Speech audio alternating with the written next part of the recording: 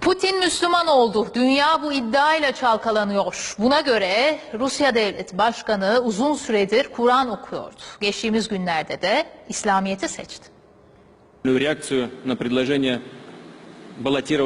Rusya lideri Putin Müslüman oldu. Üstelik Kur'an-ı Kerim okuyor. İddia dünya gündemine bomba gibi düştü.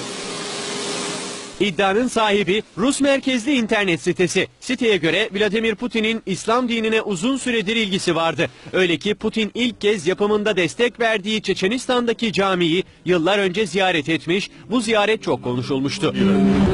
İddialara göre Rus lider uzun zamandan beri de Kur'an-ı Kerim okuyor. Sonunda da geçtiğimiz günlerde dinini değiştirmeye karar verdi.